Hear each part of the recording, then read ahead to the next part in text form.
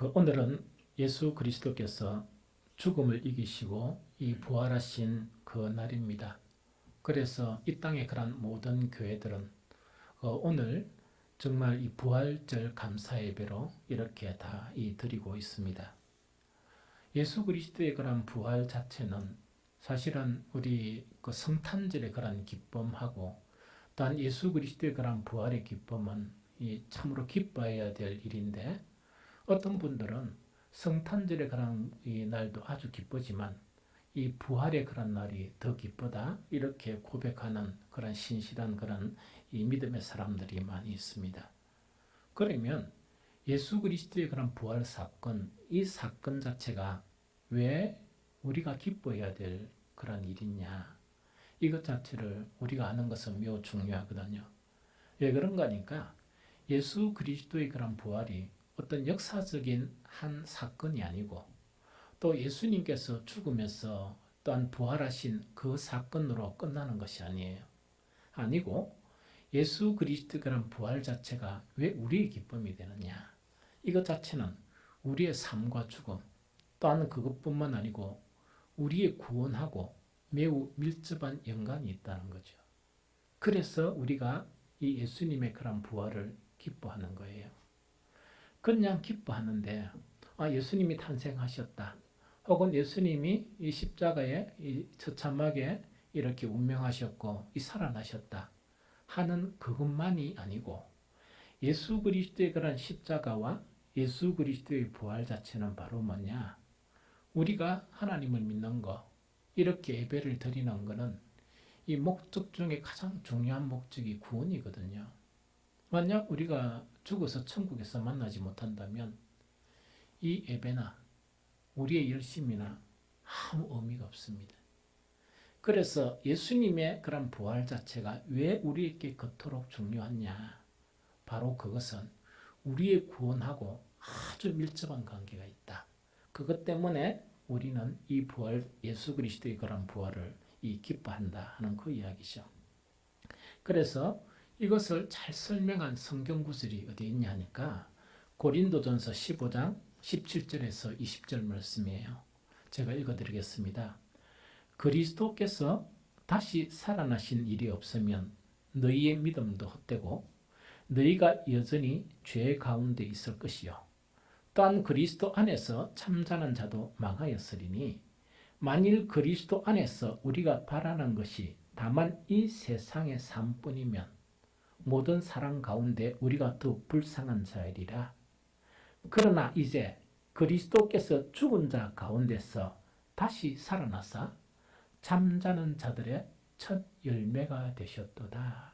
이것이 예수 그리스도의 부활하고 우리와의 그런 관계성이에요. 그래서 이 고린도서 15장 17절 20절에는 뭐냐, 예수님의 부활이 없다면 아무리 우리가 하나님을 믿는다, 예수님을 믿는다 해도 아무런 의미가 없다는 거죠.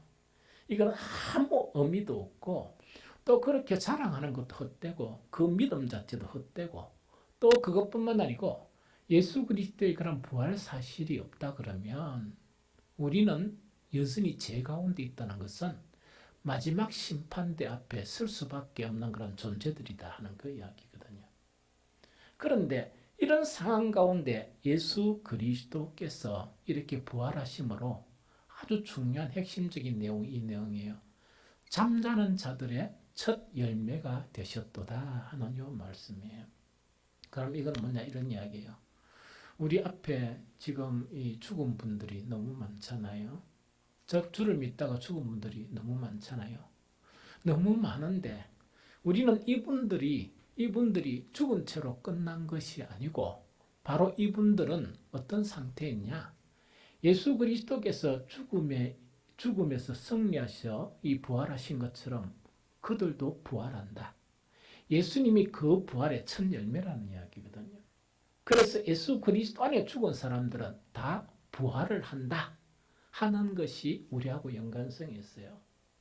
그러면 이 연관성은 우리하고는 또 직접 어떤 연관이냐, 우리도 우리 앞에 죽어간 사람들처럼 다 죽잖아요. 죽어도 이 세상 사람들처럼 그 죽음에 매이지 않아요. 왜? 예수 그리스도께서 죽음을 이기고 부활하셔서 우리의 첫 열매가 되신 것처럼 우리가 예수 그리스도 안에 있으면 우리도 부활하기 때문에 죽음이 큰 의미로 여기지를 않는 거예요. 그래서 우리는 예수 그리스도의 그런 부활이 있죠. 이것을 기뻐하는 거예요. 자, 하나님의 구원에 대해서 조금 더 이제 깊이 상세하게 알기 위해서 하나님의 구원의 그런 과정이 있죠. 이걸 개략적으로도 이렇게 아는 게 좋겠다 생각이 듭니다. 정말 우리는 다 범죄한 그런 사람들이잖아요.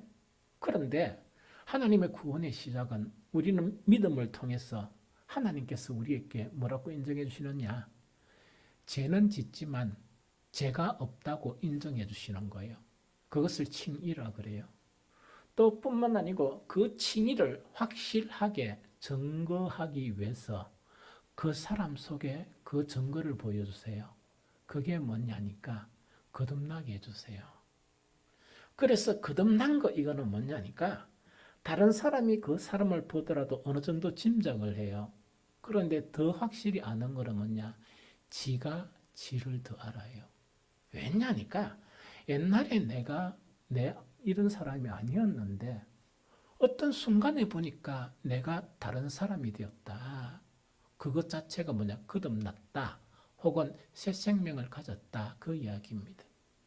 그런데 이 거듭난 것 자체는 고통하는 생명이에요. 왜 고통하는 생명이냐? 우리는 아직 육체의 그런 소욕에 있는 우리 속에 거듭났기 때문에 항상 거듭나는 생명은 전쟁 중에 있는 생명이에요. 완전한 자유가 아니고 옛사람과 계속 전쟁하는 그런 생명이지만 그러나 내 안에는 이 거듭났다 하는 것을 처음에는 희미하게 날이 가면 갈수록 뚜렷하게 우리 속에 그 증거가 나타나는 거예요. 이 증거가 나타난 사람들은 지속적으로 뭘 하느냐? 신앙생활, 믿음의 삶을 살아가요. 이 믿음의 삶을 살아가면서 지속적으로 거듭난 사람은 무엇을 향해 나갔느냐? 하나님의 완전하신 것처럼 완전하려고 몸부림치는 거예요. 이걸 성화의 과정이라 그래요. 하나님의 온전하신 것처럼 혹은 그 하나님이 보여주신 하나님으로 이 땅에 오신 거룩하신 예수 그리스도의 완전하신 것처럼 그 완전을 향해서 달려가는 거예요. 이런 과정을 거쳐요. 이런 과정을 거치다가 어떤 과정을 거치느냐? 죽음을 맞아요. 그 죽음이란 의미 자체는 어떤 의미냐? 우리의 그런 영혼하고 썩어질 우리의 육체 있죠. 이것이 분리되는 그런 과정을 이렇게 겪는 거예요. 이 분리되는 과정을 겪는 이것을 죽음이라고 이야기해요. 그런데 언제 부활하느냐? 예수 그리스도께서 즉 다시 오시마 우리에게 약속하신 그리스도께서 다시 오시게 되면 그때 모든 죽은 자들이 부활을 하게 되는 거예요. 그리고 영원한 하나님의 나라에서 주님과 영원한 생명을 누리며 사는 것이 구원의 개략적인 그런 내용이다 하는 이야기죠. 그래서 여기서 우리가 부활한다는 이 자체는 누가 첫 열매로 보여주시느냐? 예수 그리스도께서 육신을 입고 이 땅에 오셔서 사망에 매여 종로로 타는 우리들을 놓아주시려고 예수님도 정말 육신을 입고 사는 모든 사람들처럼 죽음을 맞이하는 거예요. 그런데 그 죽음을 비웃으면서 그 죽음을 정말 비웃으면서 예수님은 죽음의 권세를 이기고 부활하신 거예요. 그래서 우리도 뭐냐? 정말 죽음의 권세가 두렵지만 우리도 예수님처럼 부활한다 하는 그런 산소망을 가지게 된 것이 바로 예수 그리스도의 부활절이고 또한 우리는 이것을 감사하고 또한 이것을 찬양하고 또한 이것을 기념하고 또한 부활의 소망을 더 굳건히 하는 그런 의미에서 해마다 부활절 감사 예배를 드리는 것입니다. 이걸 알아야 되거든요. 그러면 다시 이제 우리의 부활로에 들어오면 모든 인생은 예수님께서 보여주신 것처럼 다 부활합니다. 다 부활해요. 교회 다니는 사람도 부활하고, 가짜 믿음도 부활하고, 진짜 믿음도 부활하고, 또한 교회 안 다니는 이 세상 사람들도 다 부활해요. 그래서 기분 좀 나쁘죠? 이 교회 안 다니는 사람 부활한다고 하면 기분 엄청 나쁘죠? 그런데 지금 한 말씀을 들으면요, 엄청 기분 나쁜 게 아니고 통쾌해집니다. 그게 뭐냐? 모든 죽은 자들은 다 부활하는데 부활은 두 가지가 있어요. 두 가지 부활이 있어요. 이것을 잘 설명한 성경이 예수님께서 친히 설명한 그 내용인데 바로 요한복음 5장 29절 말씀입니다. 선한 일을 행한 자는 생명의 부활로, 악한 일을 행한 자는 심판의 부활로 나오리라. 요 이야기. 그래서 부활은 두 가지예요. 두 가지인데 어떤 두 가지냐? 선한 일을 행했다는 것은 결정적으로 선한 믿음, 진실한 믿음을 가진 사람은 생명의 부활로 나와서 정말 하나님의 나라에서 영원하게 하나님과 더불어 사는 그 길로 가게 돼요. 그런데 그 악한 일을 행한 자라는 것은 악한 일을 행한 자는 그 부활에 동참하는 것이 아니고 심판의 부활로 나와요. 이 심판의 부활로 나온다는 것은 어떤 의미냐? 여러분들요, 그냥 죽은 사람을 지금 우리 같은 상태로 이렇게 살리는 거예요. 딱 살린 애가 이제 마지막 하나님의 심판을 당하게 되죠. 이런 상태가 때가 하나님의 심판을 당하게 되면 이제 지옥에 가가지고 고통을 당하는 거예요. 만약 그 고통이 힘들어서 지금 우리 지금처럼 죽는 사람이 있겠죠? 그래 버리면 소용이 있습니까? 없습니까? 소용이 없죠. 그 사람도 왜 부활하느냐? 절대로 죽지 못하는 몸을 입게 돼요. 억수로 고통스럽죠? 지옥에 불이 있어도 고통은 느끼지만 자살하려 해도 자살할 수 없이 그 몸을 아주 이렇게 뭡니까? 고통만 당하도록 하는 몸이 뭐라고요? 심판의 부활로 나오는 그런 몸이에요. 지옥에는 그 구더기도 죽지 않아요. 왜 그런 줄 압니까? 우리가 이 시간의 세대가 끝나고 하늘나라에 가든 지옥에 가든 우리는 뭐 속으로 들어가는가? 시간의 개념이 없어지는 영혼 속으로 들어가요. 그래서 우리는 영원한 생명의 그런 길에 들어가지만 정말 심판의 부활로 이 다시 부활하는 사람들은 이 없어지고 사라지는 게 없어요. 그래서 지옥에서 영원한 고통 속에서 존재하는 형태로 이렇게 나아가게 되는 거예요. 그래서 우리는 뭘 해야 되느냐? 반드시 생명의 부활에 동참해야 됩니다. 우리는 반드시 생명의 부활에 동참해야 되지 교회를 다니면서 성경을 일본만 알고 다 부활하는데 뭐 대충 살아가지 이러면 내주는요 돌이킬 수 없는 그런 뭡니까 고통을 당하게 됩니다. 좀 이해하셨죠? 그래서 우리는 어떻게 해야 되느냐? 반드시 생명의 부활에 동참을 해야 됩니다. 이 생명의 부활에 동참하는 저와 여러분들이 되시기를 예수 그리스도 이름으로 축복합니다. 그러면 어떤 사람이 생명의 부활에 동참하느냐? 대한민국의 모든 교회 다니는 사람들은 이 앵무새가 이렇게 지저귀듯이 뭔가니까 예수 믿으면 이 생명을 얻고 막 이렇게 늘 저질러 이야기를 하거든요. 그런데 그 모든 분들이 잘 모르는 게 뭐냐? 참 믿음과 거짓 믿음을 분별을 못하는 거예요. 그래서 그게 안타까워요. 참 믿음은 성경 안에 성경만을 믿고 믿는 믿음이 참 믿음이에요. 즉 구원의 복음의 말씀만을 딱 붙들고 사는 게 참 믿음이에요. 거짓 믿음은 뭐냐? 교회는 나오는데 지멋대로 사는 거예요. 즉 성경을 무시해 버리는 거예요. 복음을 무시해 버리는 거예요. 그래서 그런 사람들 보면 보통 뭐냐니까 성경에 대한 지식이 아주 취약해요. 성경 말씀을 잘 몰라요. 그러다 보니까 자들이 좀 많이 있다는 이야기죠. 그래서 예수님은 뭐냐? 이 믿음에 대한 부분을 우리 지금 이 땅에 교회 다니는 사람들이 어떤 잘못된 오류를 범하는 거니까 교회 소속이면 다 믿음이다. 이렇게 생각을 하고 있어요. 그런 건 없습니다. 성경에는 그런 거 없습니다. 뭐 빛과 소금교회 소속이라 그래가지고 다 믿음이라고 칭해주는 거 아니에요. 왜냐니까 이름이 빛과 소금이니까 얼마나 거룩한 이름이에요. 맞죠? 그러다 보니까 다 이렇게 이 생명의 부활에 동참한다 그런 내용이 아니에요. 그래서 예수님께서 확인시켜주는 것이 뭐냐? 산산수훈에서 마태복음 7장 21절 나더러 주여 주여 하는 자마다 다 천국에 들어갈 것이 아니요 다만 하늘에 계신 내 아버지의 뜻대로 행하는 자라야 들어가리라. 제가 아까 이야기한 게 맞죠? 뭐라고요?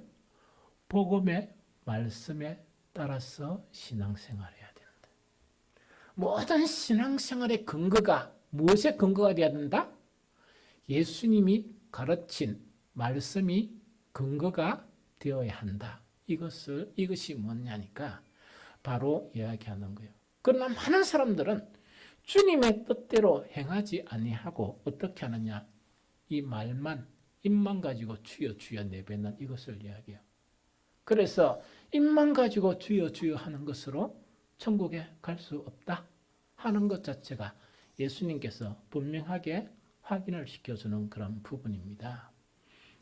그러면 오늘 본문 말씀에 이제 들어가 가지고 우리가 그러면 어떤 사람들이 생명의 부활에 참여하느냐? 오늘 본문 말씀은요 아주 귀한 교훈을 우리에게 딱 주고 있습니다. 그래서 지난 우리가 월요일부터 금요일까지도 여러 가지 어려운 그런 상황이지만 그래도 고난주간 저녁 기도를 가졌어요. 기도를 가진 그런 중심 내용 자체가 이 말씀이었어요. 그러면 이 내용이 뭐냐니까 이것입니다. 로마서 오늘 읽었던 6장 3절하고요. 자세히 읽어봐야 돼요. 그 다음에 사전은 좀 놔둬놓고 로마서 6장 5절을 자세히 읽어보면 그 해답이 눈에 확 들어와요. 그럼 제가 다시 읽어드릴게요.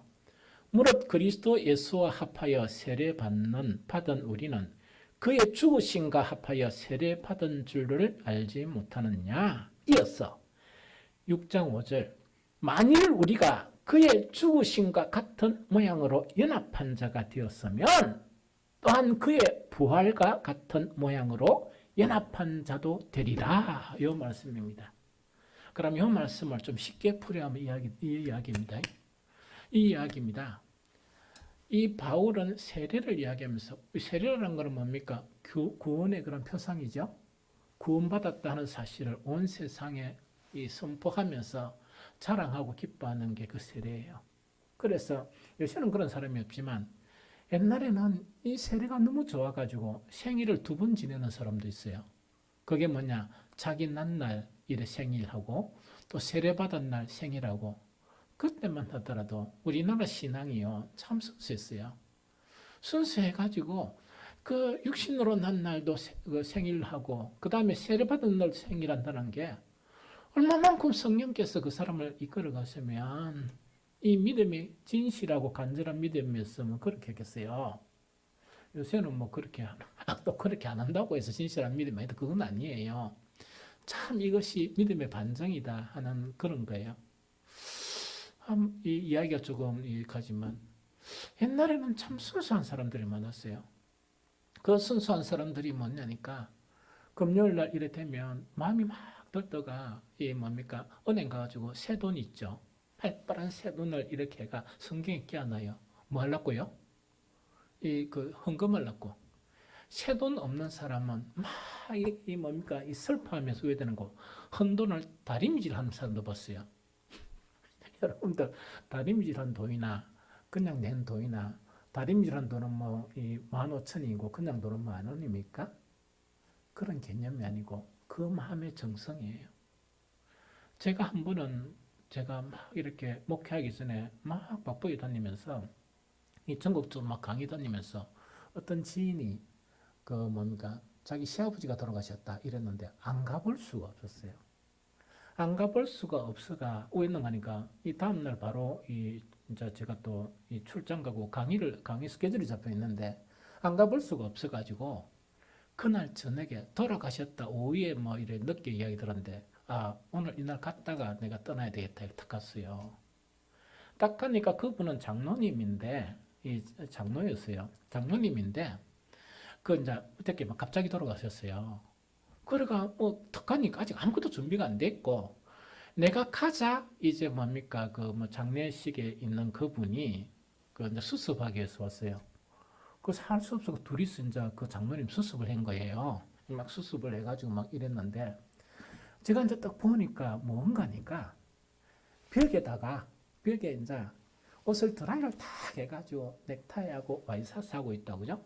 그걸 이제 주일날 입고 가시려고 그걸 갖다가 탁 깨끗하게 단정했는데 그 안에 되는 분이 권사님이었는데 막 울면서 저 양반이 이 주일날 교회에 입고 가려고 저걸 드라이해가 저렇게 했는데 가셨구나 하면서 막 슬퍼하는 거를 들었거든요.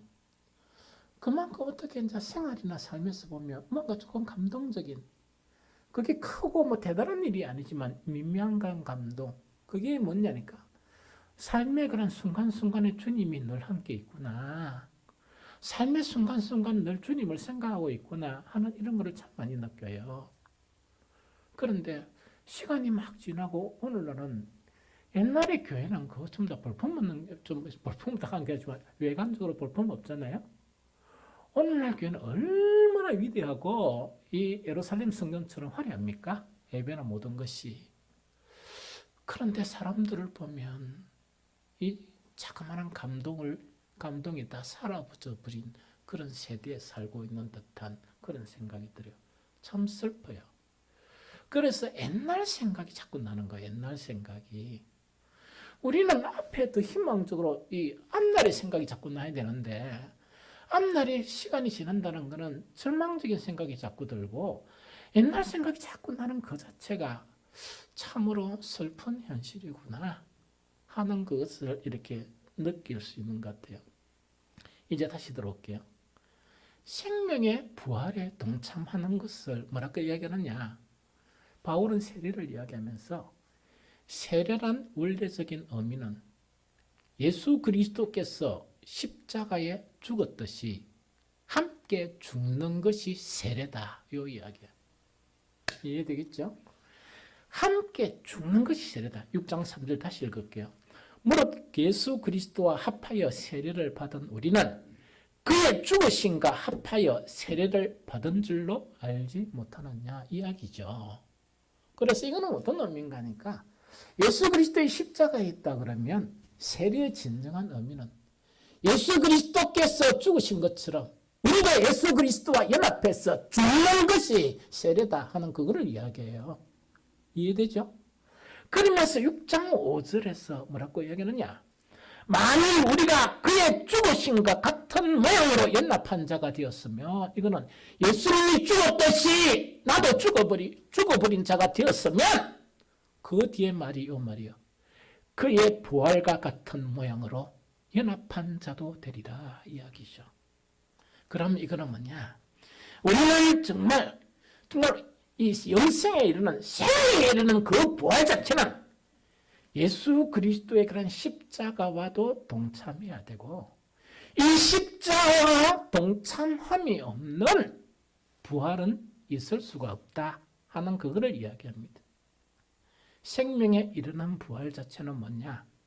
반드시 예수님의 십자가와 연결선상에 있는 것이지 십자가가 없으면서 오로지 그 부활만을 턱 가지고 하는 그런 부활은 있을 수가 없다 하는 것 자체가 오늘 말씀의 요지입니다. 예수 그리스도의 정말 새 생명의 부활이 있죠. 영원한 정말 이 구원의 그런 부활에 동참하는 것은 그리스도의 십자가와 동참함이 없이는 불가능한 것이다 하는 것을 지금 이 말씀에서 설명해 주고 있는 거예요. 저는 오늘날 이 세대에 많은 사람들을 보면서 입으로는 이래 말을 못해 왜 성경을 몰라가 그러나 그들의 삶이나 행위로서 무엇을 말하는가? 이걸 말하는 것 같아요. 예수 그리스도의 그런 십자가에 동참하지 않고도 부활하는 것이 기독교 신앙이다 하는 것을 이론이 모르기 때문에 그들의 생활로서, 그들의 잘못된 신앙으로서 이렇게 말하는 사람들이 너무 많아요. 그거는 예수 그리스도의 신앙이 아닙니다. 예수 그리스도의 그 신앙의 중심은 십자가입니다. 십자가가 있어야 부활이 있는 것이지 어떻게 십자가가 없는 부활이 있을 수 있습니까? 그거는 악의적이고 사탄적이고 마귀적인 그런 신앙이다. 가짜 신앙이다 하는 그거 자체를 이야기하고 있습니다. 여러분들요, 정말 우리는 예수 그리스도의 그런 십자가와 함께 그 세련한 진정한 의미는 그 예수님과 함께 죽어야 될 것이 죽어야 돼요. 그것이 죽고 정말 이렇게 예수 그리스도의 그런 이 생명의 부활에 동참하는 것이지 죽어야 될 것을 죽지 않고 동참하는 그런 일들은 있을 수가 없다 하는 그거 지금 이야기해요. 만약에 예수 그리스도와 함께 죽음이 없이 부활만 황되게 기뻐하는 그런 신앙은요, 예수님의 십자가를 욕되게 하고 예수님의 이름을 욕되게 하고 오늘날 교회를 욕되게 하는 그런 신앙이에요. 그런 신앙은요, 아무런 영향력이 없는, 그 개인적으로도요, 아무런 이 감동이 없는, 아무런 영적인 그런 개선이 없는 그런 신앙이다 하는 것을 이야기하는 거예요. 다른 성경에서도 이걸 확인해 주고 있습니다. 디모데전서 2장 11절은 밑보다 이 말이요, 우리가 주와 함께 죽었으면 또한 함께 살 것이요 이야기입니다. 그런데 어떤 잘못된 그런 신앙의 관점이 아까 이야기했죠. 이론은 없어요. 이론이 있었다면 그런 신앙을 고백하지 않죠. 그렇게 안 살죠. 그렇게 신앙생활 안 하죠. 어떻게 신앙생활 하는 거니까 주와 함께 죽는 건 안 하는 거예요. 안 하고 뭐만 하려고 하는가? 예수님과 부활만 하려고 해요. 그러면 진정한 생명의 부활에 동참할 수 없습니다. 진정한 생명의 부활에 동참할 수 없습니다. 그러면 정말 성경에서 이것을 이야기했으니까 그러면 내가 살아있는 내가 그럼 예수님하고 어떻게 십자가에 못 박힌단 말이냐. 나가 어떻게 죽어야 되고 나에게 무엇이 죽어야 되는가 하는 그것이 우리에게 가장 중요한 숙제예요. 그것도 성경에는 이미 우리에게 말해주고 있습니다. 생명의 부활에 동참하는 그 신앙은 뭐냐? 예수님과 함께 죽어야 되는 것이 날마다 죄에 대해서 죽어야 한다. 그 이야기입니다. 날마다 죄를 십자가에 못 박는 그 사람이 참된 신앙이고 또한 생명의 부활에 동참하는 그것을 의미한다 하는 그 이야기예요. 오늘 읽었던 본문에 로마서 6장 1절 2절은 이렇게 이야기합니다. 그런즉 우리가 무슨 말을 하리요? 은혜에 더하려고 죄에 거하겠느냐? 은혜에 더하려고 죄에 거하기, 여기 무슨 말인 줄 압니까? 오늘날도 마찬가지고 예수 그리스도 이후에 많은 교회에서 이단적인 사상이 있었어요. 무조건 은혜, 무조건 은혜. 그러면서 죄 짓는 것을 밥 먹듯이 하는 은혜 이렇게 말하는 사람이 있어요. 그게 잘못됐다는 이야기. 그래서 로마서 6장 1, 2절에는 그런즉 우리가 무슨 말을 하리요? 은혜에 더하게 하려고 죄에 거하겠느냐? 그럴 수 없느니라. 죄에 대해서 죽은 우리가 어찌 그 가운데 다시 살 수 있느냐? 바울이 이렇게 이야기해 주는 거예요. 예수 그리스도는요, 다름 아닌 우리의 죄 때문에 십자가에 못 박히셨어요. 우리의 죄 때문에 십자가에 못 박히가 우리가 받아야 될 모든 벌을 십자가에서 예수님이 다 벌을 받았어요. 그걸 근거로 하나님께서 우리에게 예수님을 믿는 우리에게 의롭다고 이렇게 인정을 해주시는 거예요. 죄가 없다는 게 아니고 어렵다고 인정해 주시는 것이지 죄를 계속 지으라고 하는 건 아니에요. 죄 가운데 계속 머물러 있으라 하는 것 아니거든요.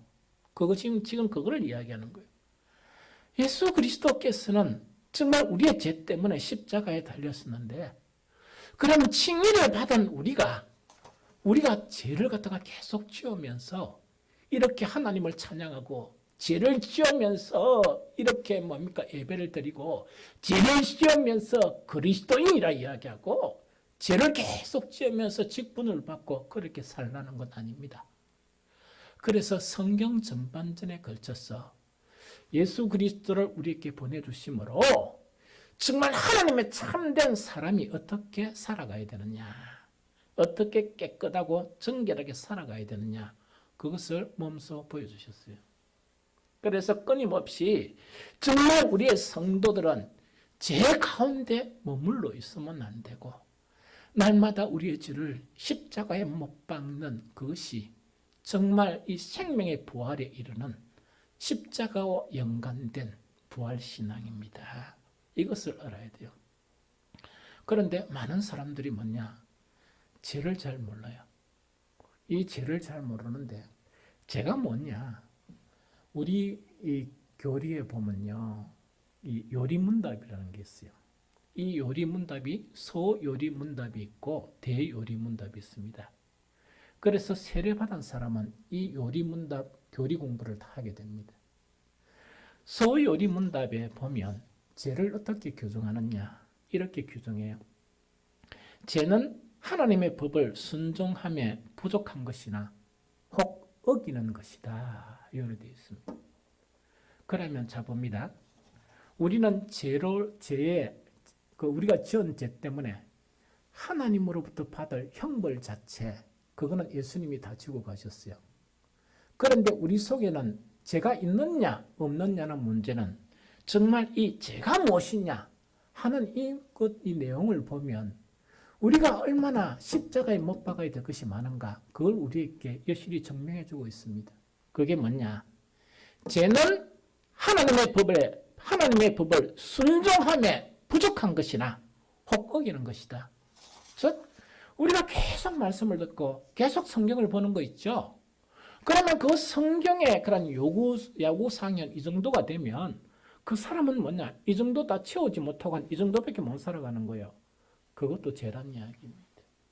그것도 죄고 또 그것뿐만 아니고 정말 아예 설교를 듣는 것은, 이거는 예배드리는 뭡니까? 이상한 그런 이 성도들 있죠. 요식 행위로 듣는 사람들이 너무 많아요. 요식 행위로 듣는 그런 사람들이 만약 있다 그러면 그 사람들은 그 죄가 그 속에서 너무나 충만하다는 이야기거든요. 구원의 본질이 뭡니까, 여러분들? 아담과 하와가요, 하나님의 형상대로 만들었을 때는 깨끗한 사람이었습니다. 선악과를 널름 집어먹어가지고 더러운 사람으로 바뀐 거예요. 그게 죄예요. 하나님이 창조하신 그 형상 자체를 다 이렇게 어그러지고 다 이 혼란스럽고 이 더럽게 만들어진 거예요. 하나님의 법은 왜 필요한가? 더럽혀진 그 사람 자체가 원래 하나님의 형상으로 만들어진 깨끗한 상태로 이렇게 환원시키는 거, 그것으로 만들기 위해서 필요한 게 복음이고 하나님의 법이에요. 그런데 여러분들 다시 한번 얘기합니다. 그죠? 신앙생활을 떡 하면서요, 자기가 하고 싶은 거는 실컷 하는 거예요. 하고 싶다 그러니까 뭐 세상적인 게 아니고, 나는 찬양을 좋아해 가 찬양에만 몰입하고, 나는 뭐 예배파야 하면서 예배만 몰입하고, 찬양 예배 되게 중요한 겁니다. 그것만 몰입하는 게 문제라는 이야기라. 나는 봉사를 좋아해 하니까 봉사할 일이 있으면요 막 눈을 부릅뜨고 가지고 딴 사람 오면 가시오 해가 자기도 하고, 또한 기도하면은 나는 기도의 1인자야 이래 가지고 그만 이 충만이 있어요. 문제는 뭔가니까 신앙생활에 그 위에 뭔가 있는가 보니까 아무것도 없어요. 선악과를 먹은 그 잔재가 고스란히 가지고 있는 거예요. 이 예배와 이 찬양과 이 기도와 이 봉사를 주님께서 온전하다고 말씀하시겠습니까? 아니에요. 그래서 우리의 기도와 예배와 우리의 찬양과 모든 것을 온전하게 하시기 위해서 말씀을 주신 거예요. 우리를 새롭게 만들려고. 그러면 우리가 뭐 해야 되겠습니까? 예수님께서 우리의 죄를 위해서 십자가에 돌아가셨듯이 우리도 날마다 우리 더러운 죄를 어디에 못 박아야 됩니까? 십자가에 못 박아야 돼. 매일 십자가에 못 박아야 됩니다. 그게 성화예요. 그런데 이 꼴통들이 어떻게 하는 거니까 그걸 안 하는 거예요. 안 하는 거예요. 안 하니까 얼마나 답답합니까? 얼마나 답답합니까?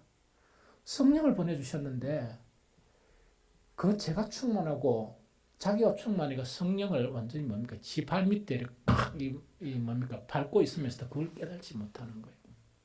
그럼 지 느낀 감정이 있죠. 그대로 살아가는데 또 무당이 살아가듯이 살아가요. 이렇게 살아가서 어떻게 세상을 변화시킵니까? 이런 사람들이 많이 있으면 어떻게 교회가 세상에 영향을 줄 수 있겠습니까? 그래서 우리는 뭐냐? 십자가에 동참한다는 것은 내 자체를 괴롭히는 게 아니고 내가 구원받는데 괴롭히는 그 죄를 십자가에 못 박으라는 그 의미예요.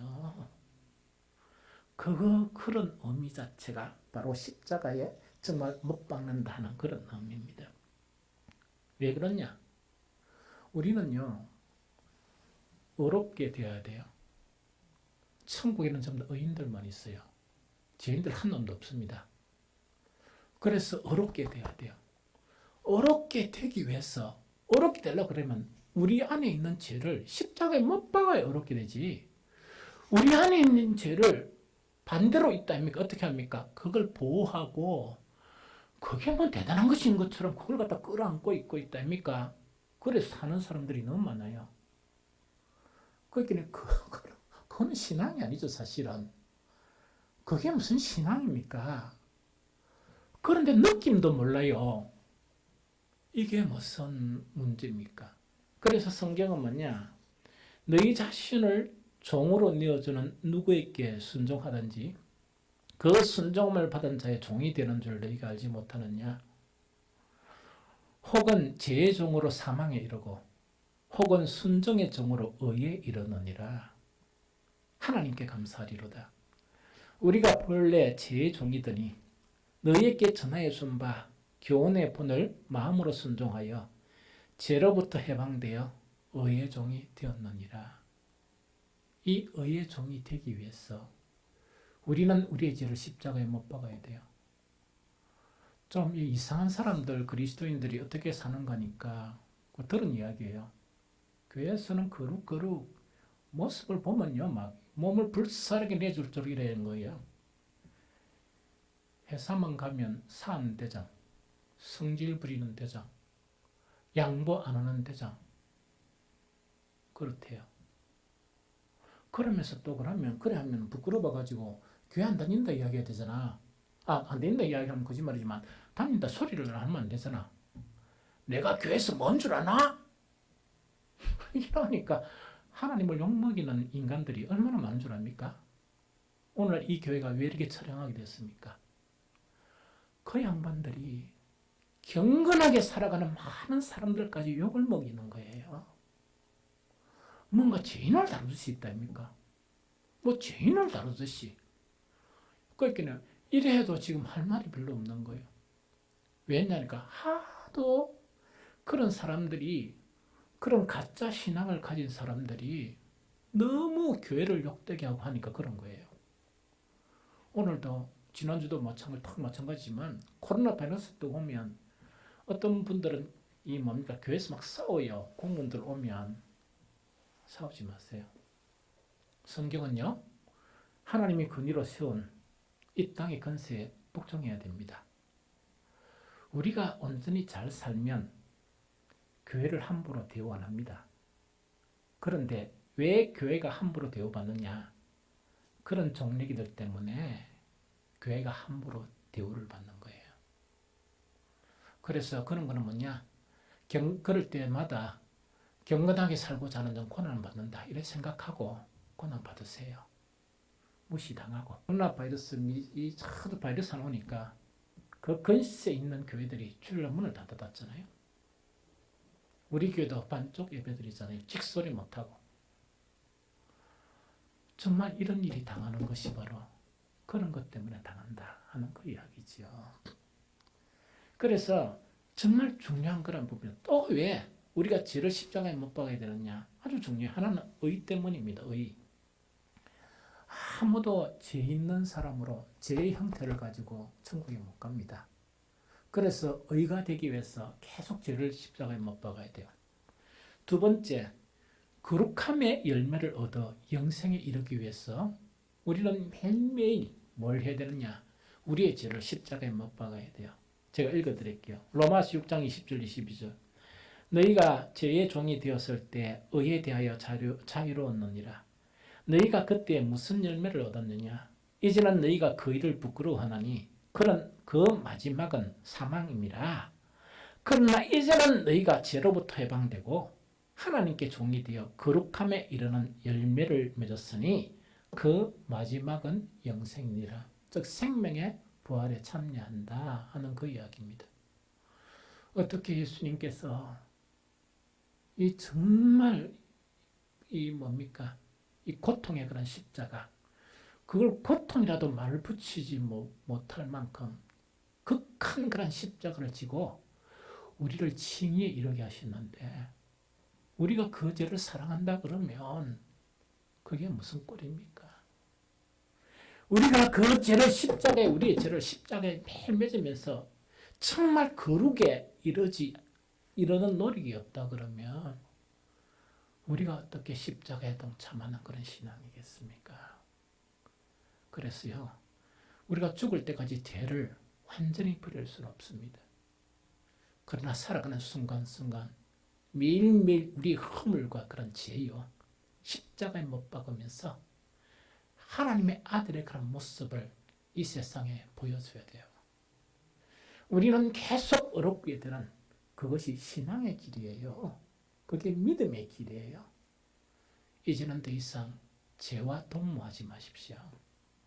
그 죄를 사랑하지 마십시오. 그 죄를 용서하지 마십시오. 여러분들요, 정말 거룩함에 이르는 매일매일 우리의 죄를 십자가에 못 박는 이것이 거룩함의 그런 열매고 또한 그 열매는 영생입니다.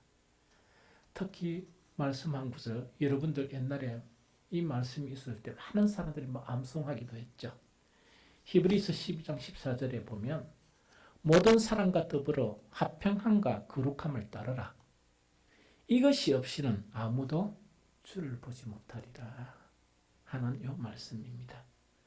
거룩함을 따른다는 것은 나의 죄를 매일매일 십자가에 못 박는 그것을 이야기합니다. 그것을 통해서 거룩해지는 그런 부분이 형성이 된다 하는 이야기죠. 여러분들, 오늘날 교회 문제가 십자가의 말씀 있죠. 십자가의 말씀이라는 것은 뭐냐니까 너희가 죄에 대해서 죽어야 한다 하는 그 메시지가 십자가의 말씀이에요. 그래서 하나님께서 우리가 신앙생활이라는 것은 뭐냐? 계속 거룩을 따라가고 계속 을을 따라가는 그것이 신앙생활이에요. 그런데 이것을 저버리고 죄를 품고 살고 죄와 통모하고 살고 이거 이제 그만둬야 돼요. 이 땅의 교회가 이제 더 이상 추락할 곳이 어디입니까? 이 땅의 성도들이 더 이상 내려갈 곳이 어디 있습니까? 없습니다. 그래서 이제는 올라가야 돼요. 올라가기 위해서는 십자가의 말씀대로 살아가야 한다는 그 이야기죠. 오늘날 많은 이 교회의 문제가 십자가의 말씀을 저버린 것이에요. 이 저버린 거예요. 한 가지 예만 탁 들어볼게요. 기도라는 것은 뭐입니까? 아주 신령한 것이죠. 기도라는 것은요, 어떤 의무보다 기도라는 것은 우리 성도들에게 하나님께서 큰 은총과 복을 주신 게 기도예요. 그 방편이에요. 그런데 오늘날 이 거룩한 기도, 이 축복의 기도, 은혜의 기도를 더럽히는 사람들이 너무 많이 있습니다. 왜? 자기 죄를 십자가에 못 박리는 전혀 안 하고 남한테 보여주는 기도만 하는 거예요. 이게 문제예요. 그래서 기도가 뭔가를 많이 기도했다는 것이 신앙 자체가 더 높다 이렇게 인식하는 이 꼴통들이 너무 많아요. 성경에 보면 어디 있느냐? 이사야 59장 1절 3절은 이렇게 말씀하고 있습니다. 여호와의 손이 짧아 구원하지 못하심도 아니요 귀가 둔하여 듣지 못하심도 아니라 오직 너희 죄악이 너희와 하나님 사이를 갈라놓았고 너희 죄가 그의 얼굴을 가리어서 너희에게 듣지 않으시게 함이니라. 이는 너희 손이 피해 너희 손가락이 죄악에 더러워졌으며 너희의 입술은 거짓을 말하며 너희 혀는 악독을 내밀어. 이미 구약 성경에도요 이것을 갖다가 이 기도의 문제를 언급하셨어요. 기도는 거룩한 성도들이 거룩한 하나님께 나아가서 거룩한 분향을 드리는 것과 같습니다. 그러면 어떻게 되느냐? 이 거룩한 향 자체가 하나님의 보좌에까지 올라가서 그것이 금대접에 담겨 하나님께 드려지는 것이 기도입니다. 얼마나 거룩한 것이고 얼마나 이 기도는 축복이고 이 기도는 얼마나 대단한 것입니까? 그런데 복음이 잘못돼가지고 왜 되는 거니까 기도에만 올인하는 거예요. 거룩에 올인하지 않고 기도에만 막 올인하면서 딴 사람이 1시간 기도하면 자기는 2시간 기도하고 목사가 일주일 기도하면 일주일 금식한 일주일 요새 금식한 목사 만약에 5일을 금식하고 자기는 일주일 금식하는 거예요. 그러면서 그 기도의 행적 자체가 이 신앙 자체가 높낮이로 생각하는 그런 사람들이 있어요. 성경에 보면 그런 건 아무것도 없습니다. 아무것도 없고 단지 뭐냐? 기도란 거룩한 성도들이 하나님께 거룩한 분향을 드리는 것이 기도예요. 그러려고 그러면 왜 됩니까? 이 손에 제 피가 묻은 것을 갖다가 씻어야 되지 않겠어요?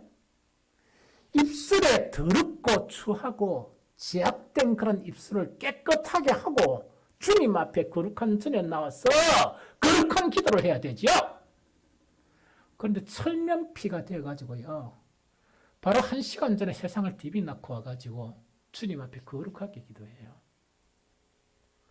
그 위선자지 그게 어떻게 거룩한 기도입니까? 이스라엘 사람들이 기도를 얼마나 열심히 한 줄 압니까? 예수님이 보는 것은 윗선으로 보신 거예요. 오늘날도 바로 이런 형태로 만약에 되어진다 그러면 왜 됩니까? 그가 기도하는 만큼 죄를 더 쌓는 것이고 그가 기도하는 만큼 주님의 영광은 늘 가리고 예수 그리스도의 십자가는 모욕을 받고 많은 신실한 사람들은 뭡니까? 고난을 받는 거예요. 교회 이름은 더럽혀지는 거예요. 그래서 우리는 뭘 해야 되느냐? 예배 아주 중요하고 찬양 아주 중요하고 주님 앞에 드리는 봉사 아주 중요하고 기도 방금 이야기했죠. 얼마나 거룩한 것입니까? 뭘 하고 나아가야 되느냐? 손을 깨끗하게 씻고 입술을 씻고 생명에 이르는 회개를 하라는 이야기입니다. 그러면서 죄를 반복하지 않고 밥 먹듯이 또 범하고 또 범하고 하는 그런 일을 벌이면서 그것을 계속 십자가에 못 박으면서 거룩하게 하나님께 나아가 예배를 드리고 거룩하게 찬양을 드리고 거룩하게 제사를 드리고 거룩하게 기도하는 이런 삶이 회복이 되어야 돼요.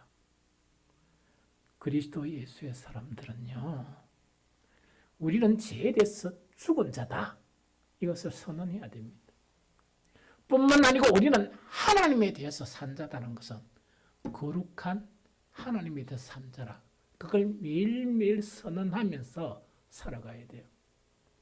그런데 이 선언에 우리의 죄와 허물을 십자가에 못 박아가면서 매일매일 살아가는 그것이 바로 뭐냐? 예수 그리스도의 십자가의 죽으심에 동참하는 우리가 걸어갈 수 있는 길입니다. 오늘날은요, 제가 보기에 교회가 세상도 안 짓는 죄를 너무 많이 지어요. 교회라는 것은 교회 자체가 아니고 교회 성도들이,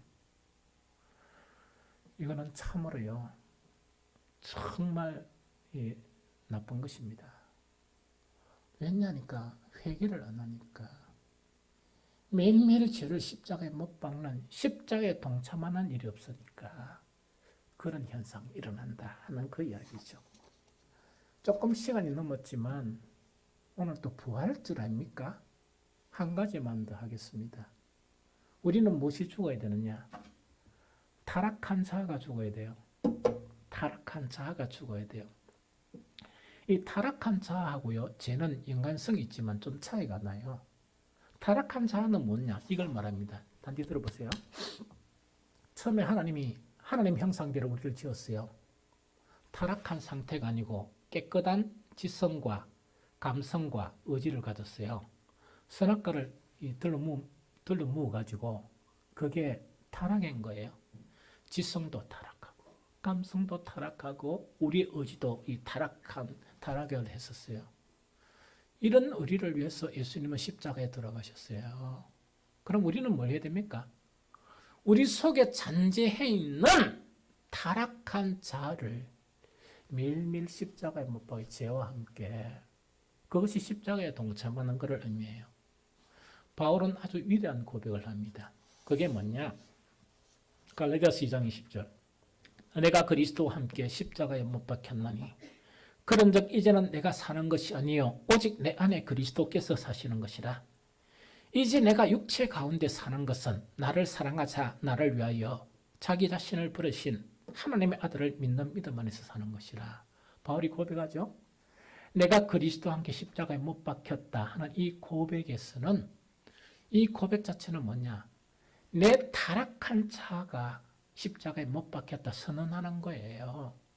한 번 못 박아가 다 없어지는 게 아니고 끊임없이 타락한 자를 십자가에 못 박으면서 정말 우리가 더럽혀진 우리의 그런 지성과 우리의 감성과 우리의 정말 의지 자체를 정말 거룩한 것으로 이렇게 나아가는 그 모습을 이야기한다 하는 그 이야기입니다.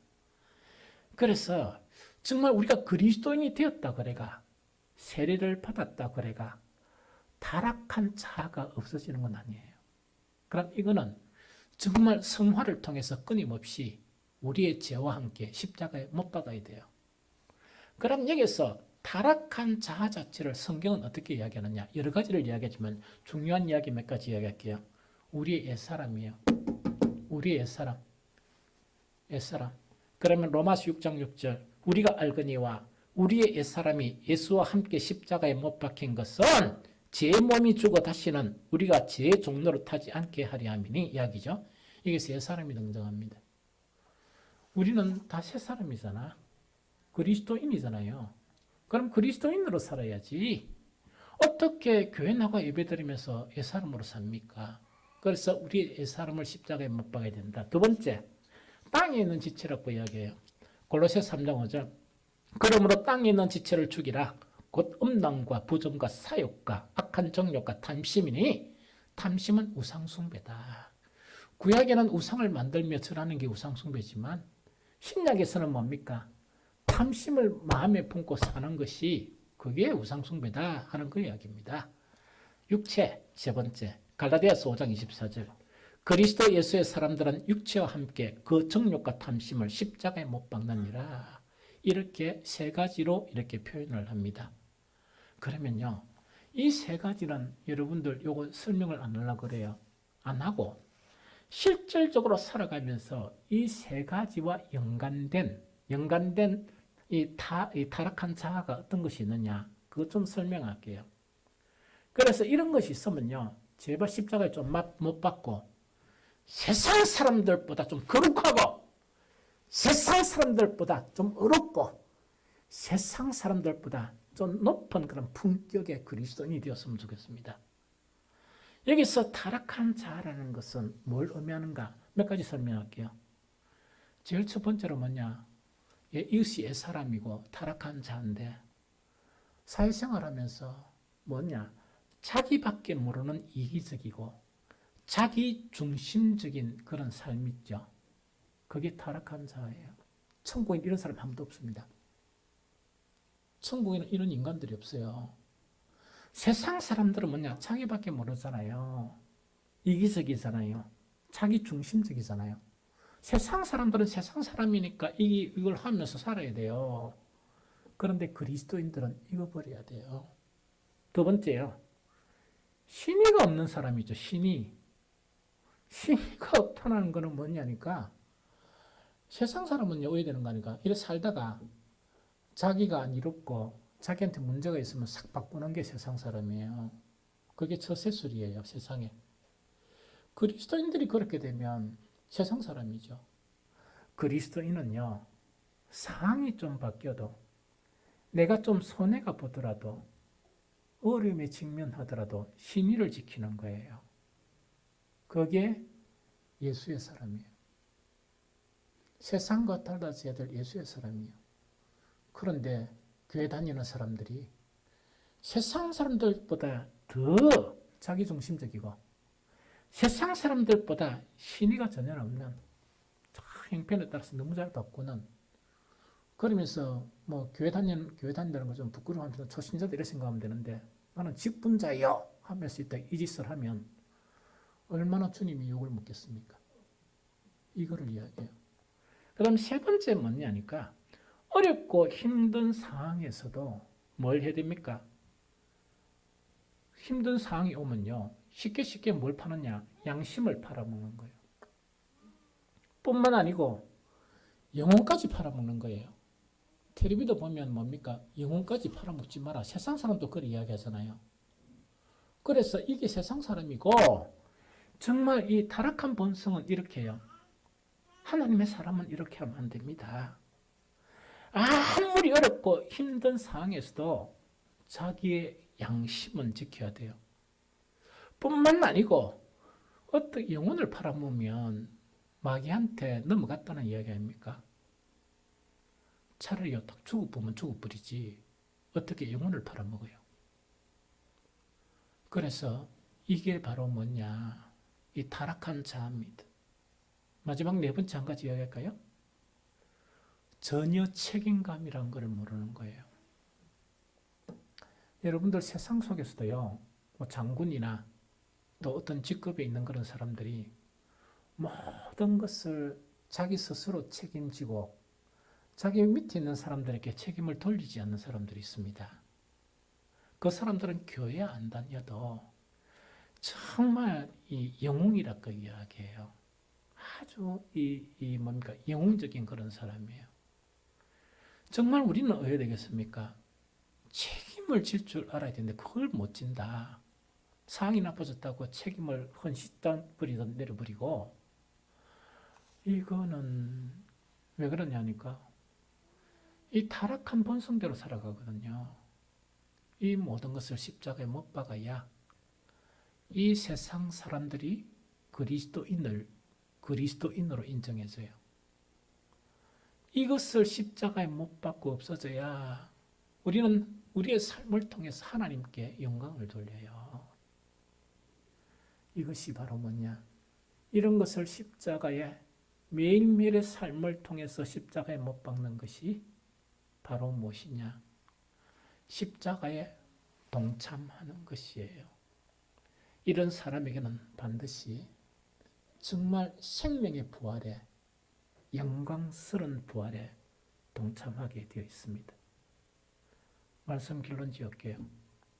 우리 젊은 애들, 수진이한테는 좀 미안하지만 우리 그 외에는 뭡니까? 다 많이 살았잖아요. 살 날이 얼마 남았습니까? 그동안 너무 죄를 안고 살았고 그동안 너무 비겁하게 안 살았습니까? 그러면 주님 만날 때가 이제 얼마 안 남았는데 그때라도 주를 위해서 삽시다.